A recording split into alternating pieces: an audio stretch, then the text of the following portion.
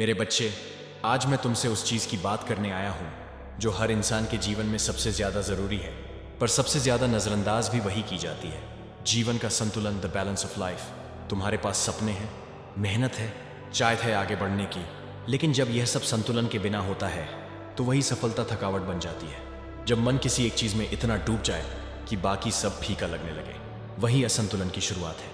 कोई काम में इतना डूब जाता है कि परिवार के लिए वक्त नहीं बचता, कोई रिश्तों में इतना उलझ जाता है कि खुद को भूल जाता है, कोई भविष्य की चिंता में इतना खो जाता है कि वर्तमान जीना ही भूल जाता है।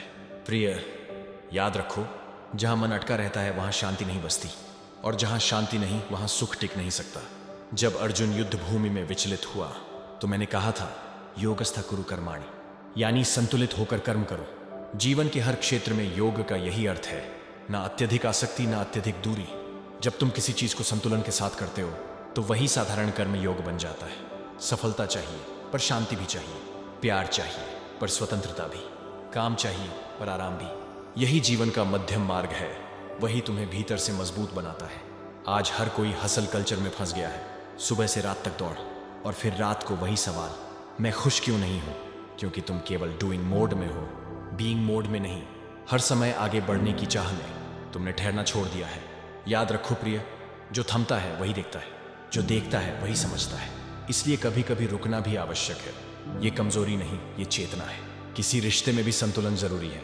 जब तुम सिर्फ देने वाले बन जाओ और दूसरा सिर्फ लेने वाला, तो वो रिश्ता धीरे धीरे थकने लगता है। प्यार का अर्थ है ना पूरी तरह पकड़ो ना पूरी तरह छोड़ो। जीवन में हर संबंध को उतना ही स्थान दो जितना तुम्हारा मन संभाल सके।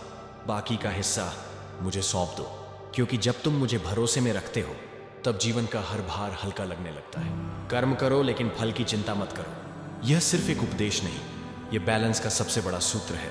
जब तुम सिर्फ परिणाम पर केंद्रित हो जाते हो तो मन हर समय अस्थिर रहता है, पर जब तुम सिर्फ कर्म पर केंद्रित होते हो, परिणाम अपने आप सुंदर हो जाता है। याद रखो प्रिय, तुम्हारा प्रयास तुम्हारा धर्म है, परिणाम मेरा दायित्व। जीवन के चार कोनों में संतुलन बनाए रखो। शरीर का संतुलन, आराम, आहार और स्वास्थ्य। मन का संतुलन, ध्यान, शांति और आत्मसंवाद। रिश्तों का संतुलन, प्रेम, दूरी और समझ। कर्म का संतुलन, काम में लगन पर मोह नहीं। जब ये चारों दिशा एक साथ संतुलित हों तब जीवन सच्चे अर्थों में पूर्ण बनता है। मेरे बच्चे, तुम इस संसार में संतुलन सीखने ही आए हो। सफलता और असफलता दोनों अनुभव है, और मैं तुम्हारे साथ हर अनुभव में हूं। जब भी मन डगमगाए बस आंखें बंद करना और कहना, हे कृष्ण, मुझे फिर से संतुलित कर दो, और मैं तुम्हारे मन में वही शांति भर दूंगा जो युद्ध भूमि में भी अर्जुन को मिली थी। यही जीवन का सबसे बड़ा योग है, संतुलन का योग।